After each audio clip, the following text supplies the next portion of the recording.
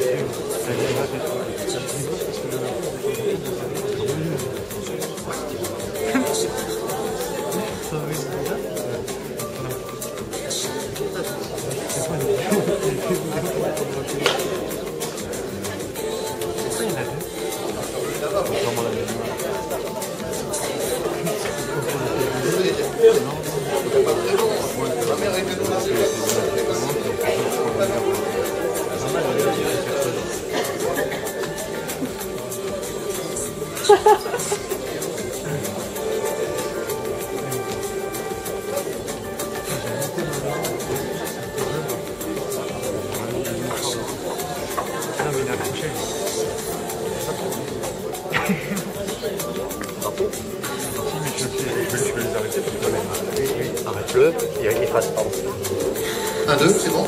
Voilà, mais écoutez, on est bien nombreux ce soir. Merci à toutes et à tous, à vraiment tout le monde. Voilà, vous êtes les bienvenus. Ce soir, donc, réunion publique pour présenter les projets de la campagne J'aime Bayargues. Nous avons le grand honneur de recevoir parmi nous le premier invité et partenaire. J'ai nommé le président du Conseil général, monsieur André Vézinet. Merci.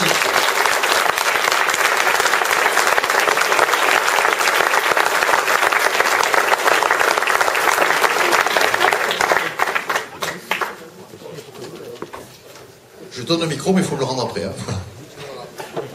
Oui, alors ça, c'est très dangereux de me confier le micro. Parce que vous savez, je commence les discours toujours par la même phrase qu'utilisent les acteurs politiques. Je vais être bref. Et là, vous pouvez commencer à vous faire du souci. Non, c'est vrai. Je vais quand même essayer de me limiter au temps qu'on m'a accordé pour d'abord vous dire que j'aime quand la démocratie vit sous la forme qu'elle est en train de vivre ce soir à Bayargues. On dit que les élections municipales n'intéressent personne. Qui peut croire que cette vision des choses est juste? Il faut de temps en temps la confronter aux réalités. Et la réalité, elle est ce soir ici à Bayargues, de cette salle pleine, d'une salle qui vient s'informer, une salle qui vient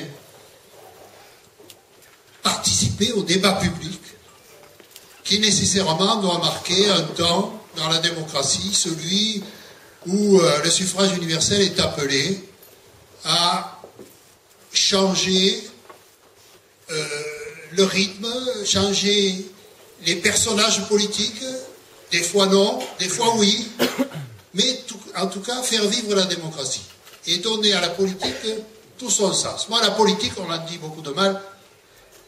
La politique, au sens littéral du terme, ne l'oubliez pas, ça vient d'un mot grec qui signifie la science de la cité, la gestion de la cité. Et partout où il y a de la politique, il y a forcément un intérêt du citoyen qui est engagé sous la forme de la gestion de la cité. Il vit dans une cité qui peut être le département, et c'est au Conseil général qu'il revient de gérer la chose départementale, ou bien dans la commune, et c'est au maire et à son équipe, hommes ou femmes, qu'il convient de donner du sens à la gestion de la cité dans la commune de Bayargues ce soir ici.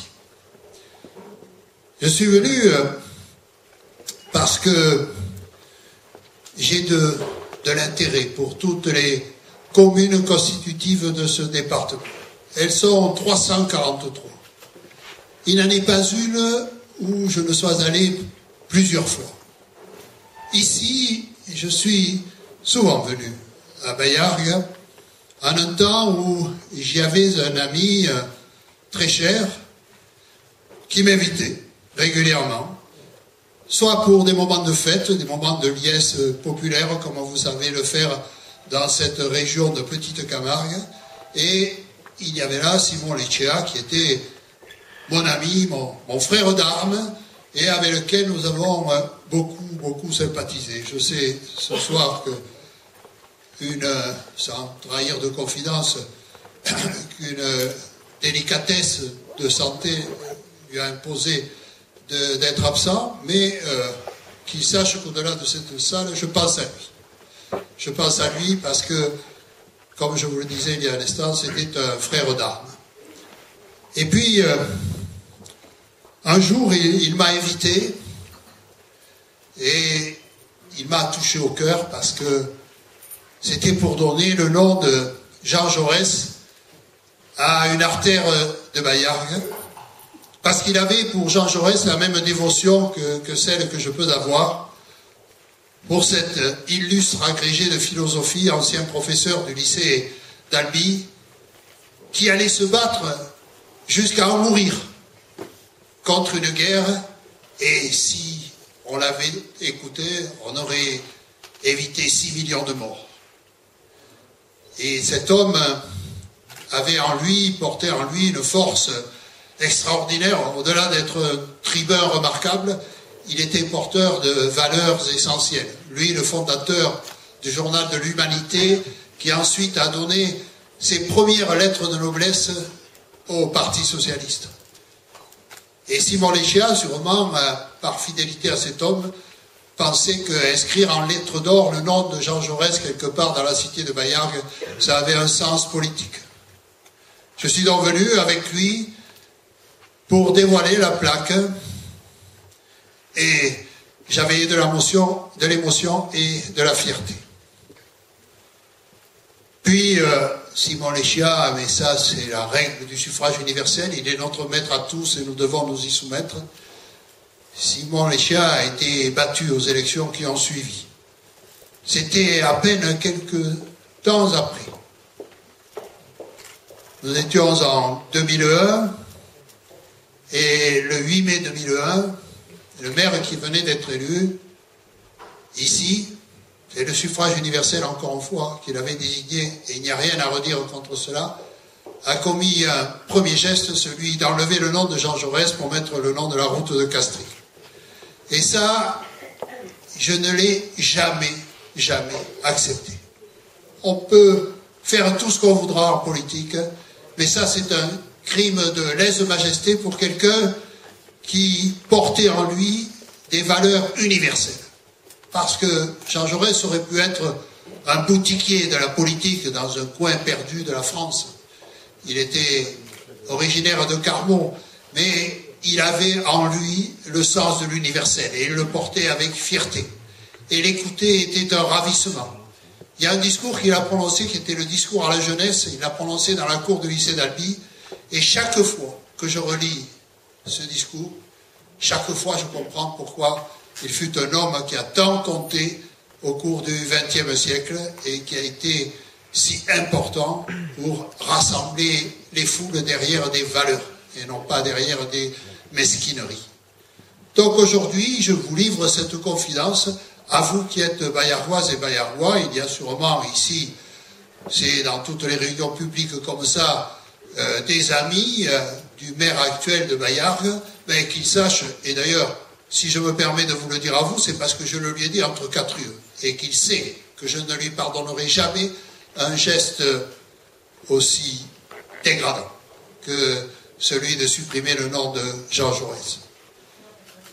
Je suis venu aussi pour vous dire que je porte intérêt à Baillargues, parce que Baillargues est un de ces lieux où les choses bougent tellement qu'il faut être vigilant et conserver à la ville de Baillargues, à cette commune de Baillargues, les vertus qui ont fait sa richesse communale.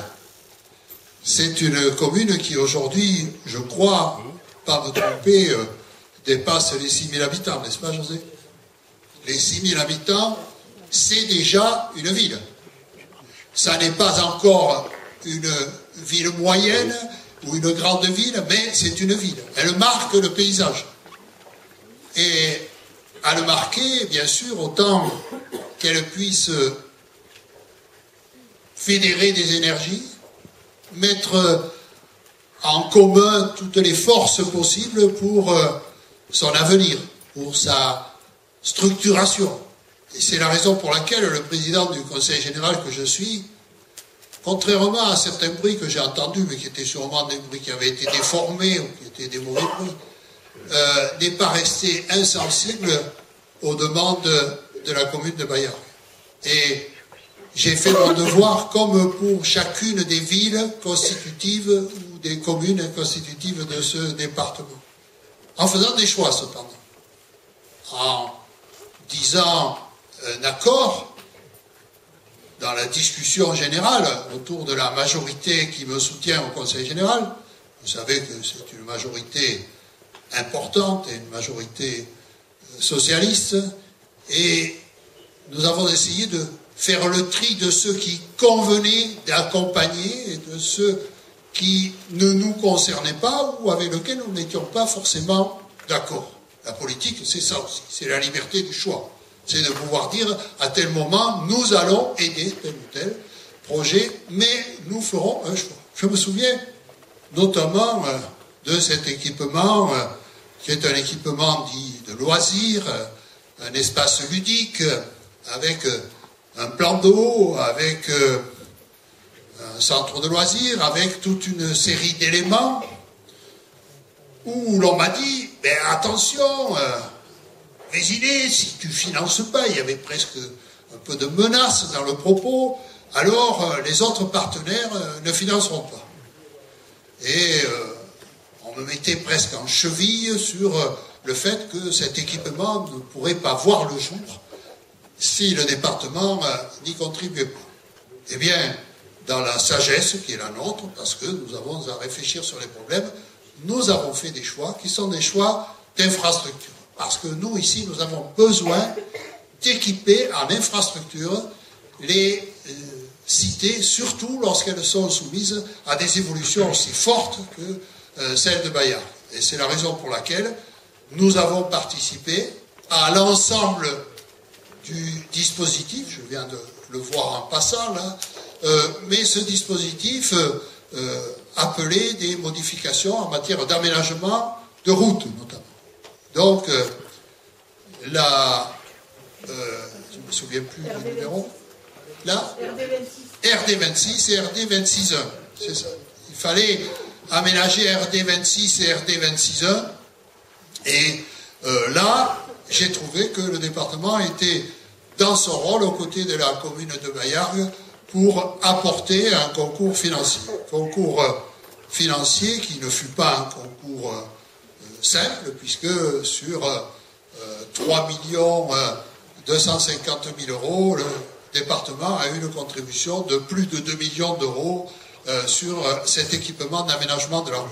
Ensuite, il y a eu un problème lié au droit de la voie de chemin de fer et du passage à niveau. Et là, à nouveau, nous nous sommes estimés dans notre rôle que de financer une opération qui, là, est une opération extrêmement pondéreuse sur le plan financier, puisque c'est une opération de 8 millions, de plus de 8 millions, à laquelle le département a apporté un concours financier de 2 millions d'euros. Donc, sur ces infrastructures, je n'ai aucun regret d'avoir été contributeur sur l'espace destiné à recevoir de l'eau, en ce moment où l'eau a des vertus tellement importantes, qui sont des vertus qui là aussi touchent à l'universel, le besoin en eau des populations pour toutes les formes d'usage de l'eau doivent être mesurées avec une précision d'orfèvre. On doit savoir quand est-ce que l'eau a une raison d'être utilisée et quand est-ce qu'elle en a moins. D'autant que nous ne sommes pas à l'écart d'une disette en eau considérable. Même si nous avons un génie de la pensée humaine qui fut Philippe Lamour et qui a eu cette intelligence de prélever une partie du débit du Rhône, ce Rhône qui est un fleuve majestueux, qui a un débit identique à celui du Nil et sur lequel nous sommes autorisés par une convention avec l'État à prélever une partie de ce débit pour la rendre utile sous la forme de l'irrigation, sous la forme des aménagements navigables également, et sous la forme, bien sûr, de l'alimentation en eau lorsque le déficit se fait sortir. Et vous savez que cette alimentation en eau à partir du Baronne et d'une eau traitée est d'une nécessaire et indispensable utilité. Et malgré tout, nous devons veiller à ce qu'il n'y ait pas de gaspillage de l'eau, à des usages qui sont de moindre évidence. C'est la raison pour laquelle, en notre âme et conscience, et malgré les pressions qu'on a exercées sur nous, nous n'avons pas considéré qu'il était de notre rôle d'être participants de cet espace dédié à l'espace ludique, dédié à ce plan d'eau qui devait voir le jour sur Bayard. Voilà la franchise et l'honnêteté que je vous devais dans ma prise de parole ici à Bayard. Maintenant, il y a tout le reste. Il y a le fait que nous avons ici un problème majeur, qui est celui de l'aménagement de la 113. Moi, depuis longtemps, j'ai dit à l'État, j'ai dit aux préfets successifs, sur la 113, je vous en prie, faites votre rôle, jouez votre rôle, vous qui êtes en charge des voiries à caractère national indiscutable. Et la 113 en est une, comme la 112, mais la 113 plus que tout autre, parce qu'elle avait un rôle historique de transporter les gens depuis la grande ville de Nîmes jusqu'à la grande ville de Montpellier et au-delà. Et donc, sur la 113, l'État avait décidé de traiter le problème de la 113, notamment dans les contournements des grandes agglomérations et le contournement des villes et villages. Au moment où la rétrocession des voiries s'est faite de l'État au département, mais il n'y a pas longtemps de ça, c'est à peine il y a quelques années, j'ai posé à monsieur le préfet, au ministre de l'époque, le problème de la 113. Et j'ai dit, si vous nous la donnez, alors nous réaliserons ce qui est promis à la population de ces secteurs depuis si longtemps. Nous le réaliserons, et je vous demanderai à ce moment-là, parlant à l'État, de me donner la contrepartie financière que vous y mettriez si vous conserviez le statut national de cette voirie. Et là, on m'a dit, mais écoute, petit, calme-toi, tu es incapable, avec les services du Conseil général, d'aménager la 113, comme si on n'avait pas été capable de faire bien plus que ça en d'autres endroits. Et donc, laisse ça à l'État, l'État s'en chargera. Et puis, j'ai vu défiler les ministres. Un jour, j'ai reçu de M. Borloo, auquel j'avais adressé plusieurs courriers sur la 113, j'ai reçu de M. Borloo une belle lettre me disant « Écoutez, toute réflexion faite, nous avons gardé la portion de la 113 en disant que nous allions la traiter, mais nous n'avons pas l'argent pour le faire. Seriez-vous d'accord pour y mettre 50% ?»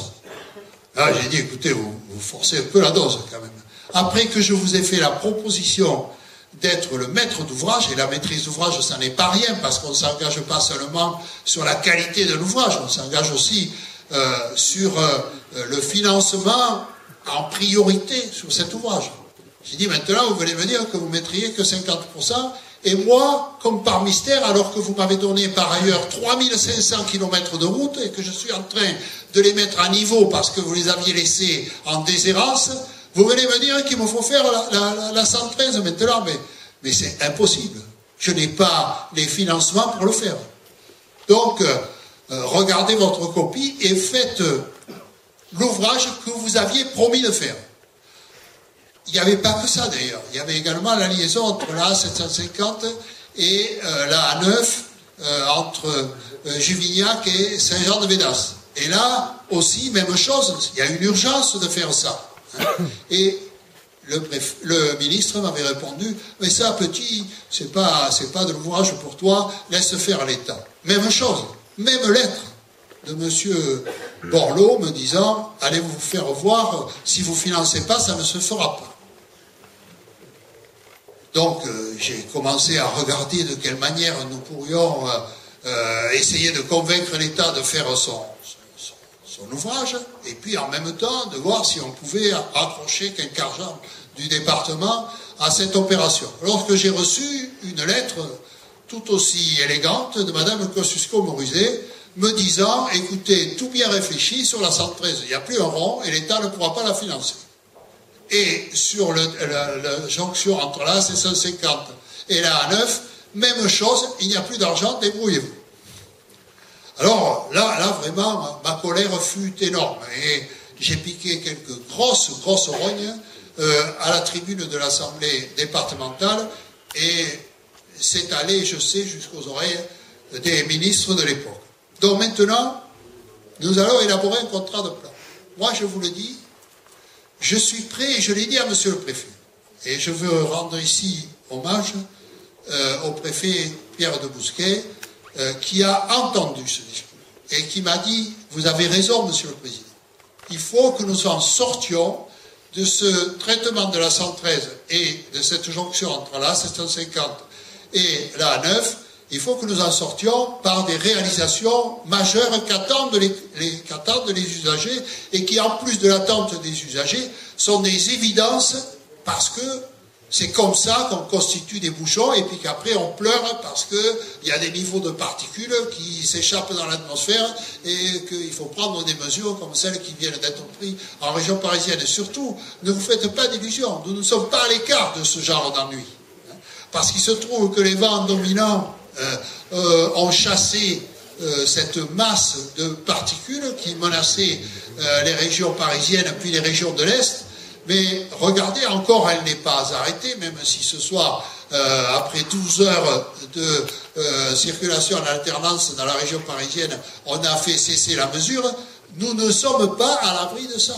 Donc, partout où nous pouvons écouler les flux de circulation, c'est autant de gagner en émissions de particules ou en émissions de gaz à effet de serre qui sont très nocifs. Et le gaz à effet de serre, il s'échappe d'autant plus que la circulation est rendue immobile par les bouchons successifs. Donc, moi, je vous le dis aujourd'hui sans prendre aucun engagement, sinon de vous dire que j'ai eu une écoute attentive du préfet et que je sais que le préfet ferraille dur pour essayer d'obtenir dans le prochain contrat de plan l'inscription. Alors, nous pourrions, par exemple, nous retrouver dans une situation comme celle que j'ai connue antérieurement, d'avoir un financement à 50% par l'État et un financement ensuite à 50% réparti souvent dans la partie restante à 50% pour la région, 25% pour le département et 25% pour l'agglomération. C'est une image, mais c'est cette image qui a prévalu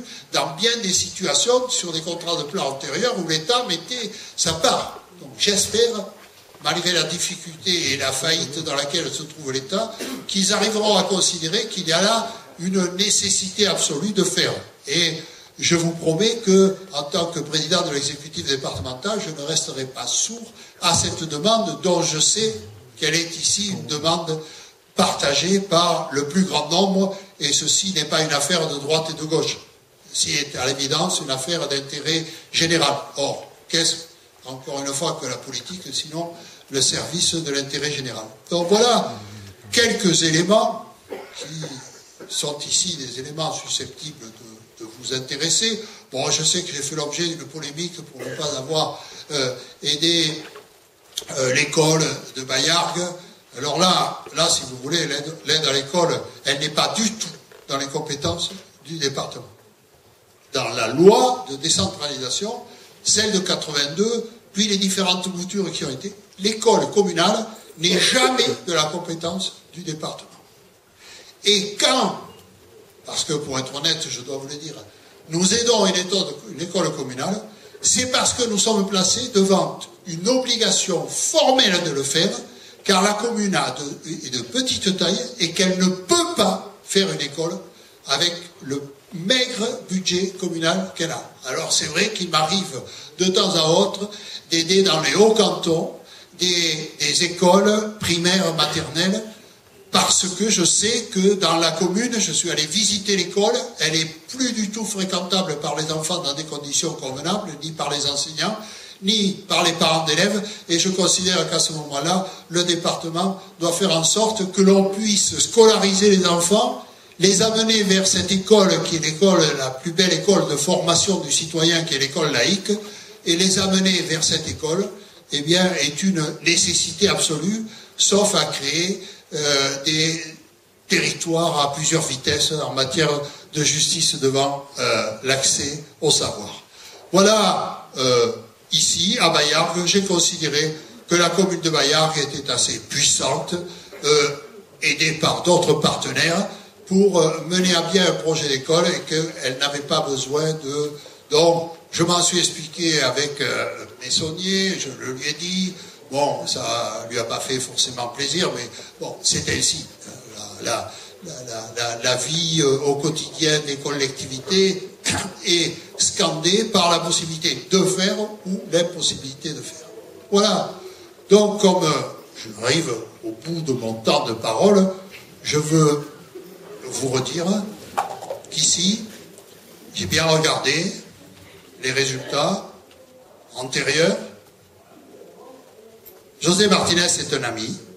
Je n'ai pas pour habitude de laisser les amis dans le combat se démerder tout seuls. Je vais à leur contact, je vais à leur soutien, parce que ça fait partie des choses qui m'animent et qui me rendent d'ailleurs l'action politique agréable, parce qu'arriver ce soir et y être accueilli par toi, par José, par les membres de la liste, c'est un authentique et un vrai plaisir pour moi. Donc je suis venu dire à José que lorsqu'on a fait, comme il l'a fait la dernière fois, près de 40% des voix, et que le concurrent, vous avez bien entendu, je n'ai pas dit l'adversaire, on n'est pas dans une adversité féroce, on est dans une concurrence face au suffrage universel, chacun ayant en main ses propositions. Eh bien, quand il y a un écart comme ça, alors tout est possible. Moi, quand je suis arrivé en 77 dans la liste de Georges Frêche, on nous donnait archi-battu. On nous donnait laminé par un homme aux qualités exceptionnelles. Secrétaire d'État à l'environnement, ancien bâtonnier, avocat du barreau de Montpellier, François Delmas, un homme d'une grande intégrité en plus, une grande honnêteté. Et pourtant, nous avons fait naître l'espoir dans cette ville de Montpellier. Nous avons fait naître l'espérance plus que l'espoir que les choses pouvaient changer. Et que l'alternance en démocratie, c'est une bonne chose. Alors, quand je dis ça devant des camarades socialistes, ils me disent, mais ferme-la, tu te rends compte, tu es en train de dire qu'il faut changer les... Non, l'alternance est une chose naturelle en politique. Je le dis que je sois face à un socialiste ou à quelqu'un de droite ou de gauche, peu importe. Ça fait partie du sel de la démocratie. Quand il n'y a pas d'alternance, et quand il n'y a pas de vision différenciée des choses pour le citoyen, alors il y a la morosité et la langueur qui se prend à être la référence au débat public. Ici, je le dis, avec le score que José a fait lors de la dernière consultation, tous les espoirs lui sont permis. Et j'ai la faiblesse de penser que si on mettait une urne à la sortie de cette salle, il serait élu brillamment. Hein. Mais peut-être qu'il aurait quelques voix contre. Hein.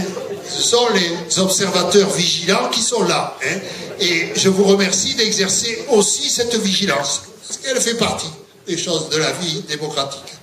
Mais je dis seulement à José, on m'a dit c'est pas mon petit doigt qui me l'a dit, c'est des gens bien informés, qui connaissent bien Bayard, qui m'ont dit que tu avais su constituer une belle équipe.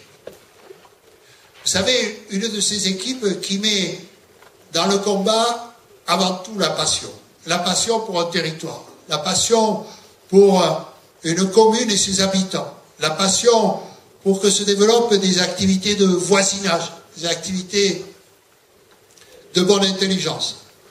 Tout à l'heure, je saluais la présidente des familles d'accueil et ça me faisait plaisir de savoir qu'elle était ici intéressée à Bayard parce que les familles d'accueil, ça n'est pas rien aussi, et c'est par là que je veux terminer. La politique n'a de sens que si elle sait un peu réduire les inégalités. Parce que notre société a généré des fossés d'inégalités qui font que tel ou tel se voit privé d'accès à tel ou tel bien, ou se voit même confronté à la plus grande précarité. Songez qu'il y a dans ce département plus de 70% des Héroltaises et des Héroltais qui sont éligibles au logement social tellement leurs revenus sont modestes. Ça, c'est une réalité devant laquelle on ne peut pas faire comme si elle n'existait pas ou se mettre les mains devant les yeux. Donc, il y a nécessité que dans chaque commune soit prise en compte cette réalité première qui est celle de l'inégalité. Et tout ce qui, dans la politique, peut permettre de réduire ces inégalités pour tendre à plus d'égalité, alors c'est une chose qu'il faut travailler, faire ensemble. Et puis, je vais le dire, au risque de déplaire à certains, mais les forces de gauche, qu'on critique beaucoup en ce moment, les forces de gauche, si elles ont une vertu, c'est que dans ce pays, elles ont toujours été au premier rang du progrès social. Et le progrès social, ça s'appelle, sans remonter aux calendes grecques, ça s'appelle Léon Lagrange, avec le Front populaire. Ça s'appelle Léon Blum. Ça s'appelle ensuite François Mitterrand. Chaque fois qu'une conquête a été faite, ça s'appelle aussi, lorsqu'il a su rassembler autour de lui les forces de gauche, le général de Gaulle. Lorsqu'il a su rassembler ces forces de gauche pour considérer que la sécurité sociale est une obligation de la vie en société. Et regardez, les pays qui ne l'ont pas fait, comme ils ont de la peine aujourd'hui, comment Obama, qui avait mis ça à son programme, a été obligé de baisser et de tomber la voile très très bas parce que les forces de progrès, les forces conservatrices, ne vous y trompez pas, la politique, ça n'est jamais qu'une lutte entre les forces de progrès et les forces de conservation. Et ceux qui veulent conserver quelque chose sont en général des gens qui conservent des privilèges. Et ceux qui veulent faire progresser la société sont des gens qui ont moins de privilèges, mais qui veulent un monde plus juste. Voilà ce à quoi, autour d'une élection municipale, car on dit beaucoup que la commune en France c'est une galère parce qu'il y en a 36 000, mais c'est une chance inouïe pour ce pays d'avoir en tout lieu du territoire une veille qui s'exerce au quotidien pour voir si la communauté d'âme qui leur a été confiée a bien son dû en matière d'égalité, en matière de fraternité, en matière de liberté. Qu'il est beau ce triptyque de la République. N'oubliez jamais qu'il fait partie du débat qui vous concerne. Merci.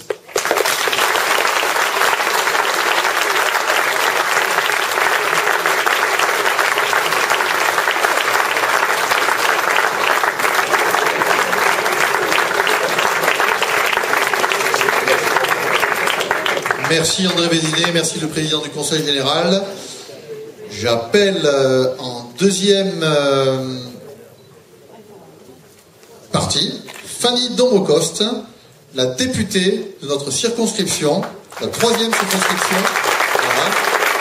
Fanny Dombocost, qui, je le suis sûr, sera plus en voix aujourd'hui. Merci Fanny. Merci à toi.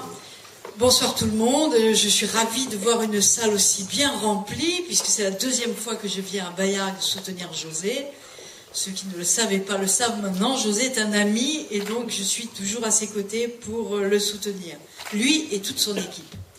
Et je suis très heureuse ce soir de voir cette salle particulièrement bien remplie. Alors je voudrais saluer tous les amis de José, je voudrais saluer les observateurs vigilants, cher André, donc que tu as évoqué tout à l'heure. Et je voudrais vous dire le plaisir qu'on a à se retrouver avec André pour venir soutenir José. Pourquoi? D'abord, je voudrais dire, José n'est pas tout seul.